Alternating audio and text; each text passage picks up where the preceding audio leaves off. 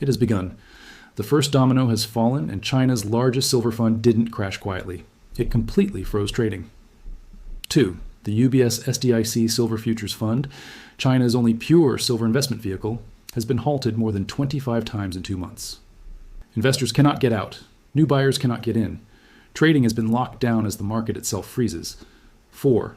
Media claims this happened due to volatility and falling prices, but that explanation is completely false and dangerously misleading.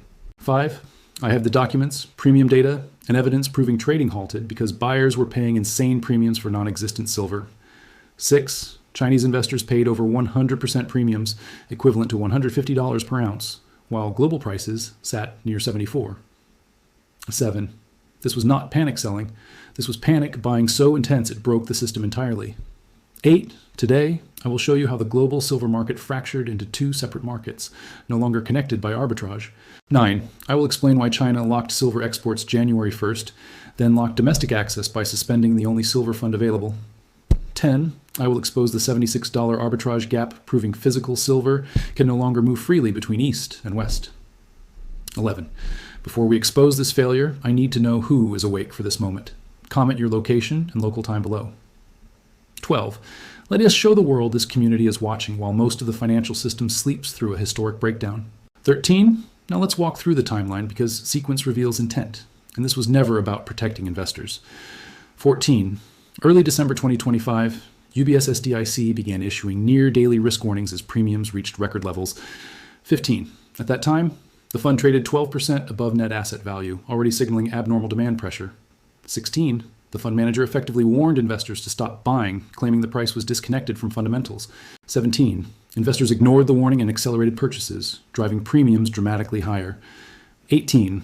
On December 26th, Class C subscriptions were closed as premiums exceeded 60% above net asset value. Chinese investors were paying 60% more than the fund S holdings were worth just to gain silver exposure.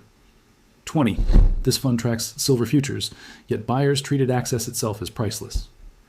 21. On January 22, 2026, full-day trading suspensions began across the fund. 22. Official explanations cited excessive premiums, but the media ignored the obvious question behind that claim. 23. If premiums were too high, why not create new fund units and arbitrage them away? 24. Funds normally eliminate premiums by issuing supply unless they cannot source the underlying asset. 25. On January 28th, all subscriptions were suspended, including automatic investment plans. 26. The premium over Shanghai silver futures reached 36% despite repeated interventions. 27. Investors clearly believed physical silver was becoming unavailable and bid accordingly. 28. January 30th brought another full-day suspension as global silver prices collapsed from 120 into the 70s. 29. While Western paper prices crashed, Chinese investors continued paying extreme premiums to gain exposure. 30. On February 2nd, UBS SDIC deployed the nuclear option and changed its valuation methodology entirely. 31. The fund abandoned Shanghai pricing and switched to international silver futures benchmarks. 32. The result was catastrophic, a 31.5% net asset value collapse in one day. 33. This became the largest single-day decline in Chinese public fund history. 34. Buried inside the announcement was the key revelation mainstream media avoided mentioning. 35. Before revaluation, premiums had exceeded 100% above net asset value. 36. Chinese investors were effectively paying $150 per ounce, while global prices hovered near 75. 37. On February 3rd, trading resumed briefly before immediately hitting limit-down circuit breakers. 38. Even after the massive valuation reset, the fund still traded at a 52% premium. 39. Investors were still trying to buy despite repeated halts. 40. Between February 5th and 6th, the fund was suspended repeatedly, totaling over 25 halts in under 2 months. 41. This premium data is the smoking gun proving a physical shortage, not speculative mania. 42. In normal markets, premiums above 10% vanish instantly through arbitrage mechanisms. 43. Here, premiums expanded from 12% to 60%, then to over 100%. 44. Arbitrage failed because underlying silver could not be sourced. 45. Instead of admitting shortage, regulators suspended trading to suppress price discovery. 46. On February 2nd, forced valuation exposed a broken market between China and the West. 47. Shanghai prices implied silver 30 to 45% higher than Western markets. 48. In functioning markets, traders would buy cheap silver in New York and sell expensive silver in Shanghai. That did not happen, meaning physical metal could not move.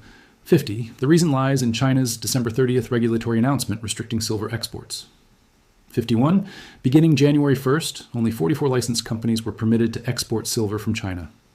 52. Silver was quietly elevated to strategic material status alongside rare earth elements. 53. First, China locked the exits by restricting exports. 54. Then they locked the entrances by suspending the only silver fund available to retail investors. 55. Timeline confirms coordination, not coincidence. 56. Adding to this, a Chinese billionaire placed a $300 million silver short just before suspensions began. He understood regulatory signals and positioned ahead of the collapse. 58. Now we have two silver markets, Western paper silver and Eastern physical scarcity pricing. 59. Western prices sit near $74, while Chinese implied prices reach $110 to $150. 60. The arbitrage gap exceeds 45% and continues widening. 61. Arbitrage fails due to export restrictions, physical shortages, and inventory depletion. COMEX registered inventories are at multi-year lows after massive withdrawals. Shanghai silver inventories hit 10-year lows in December 2025. 64. Both ends of the global silver pipeline are running dry simultaneously. This is not a crash. This is a system fracture. 66. Paper prices reflect forced liquidation, not physical reality. 67. Regional physical prices reveal the true scarcity-driven value. 68. China is hoarding silver while restricting access and exports. 69. Governments do not restrict worthless commodities. They restrict materials deemed critical to national security and industry. 71. Silver is essential for solar panels, electric vehicles, AI infrastructure, and defense systems. It is both an industrial necessity and a monetary asset. 73. Annual silver demand exceeds global mine supply, creating a persistent structural deficit. 74. Above-ground inventories are being consumed faster than they can be replenished. 75. Governments and institutions are choosing to hold metal instead of selling it. 76. This drives premiums, shortages, and eventual market bifurcation. The paper price remains artificially low while physical access disappears. 78. This creates false signals for investors relying on headlines. 79. When vaults empty, prices do not fall, they disconnect. 80. The UBS SDIC suspension was a run-on-metal response, not investor protection. 81. They locked doors because demand threatened to expose empty vaults. 82. Once shortages are acknowledged, paper prices lose authority. 83. Physical ownership becomes the only meaningful exposure. The West holds paper claims while the East demands metal. 85. The $76 gap proves the system no longer clears globally. 86. This is the great bifurcation of commodities. 87. Strategic hoarding, export controls, and market silos are replacing free trade. 88. Silver is ground zero for this transformation. 89. They do not lock warehouses when they are full. 90. They lock them when they are empty and don't want you to know.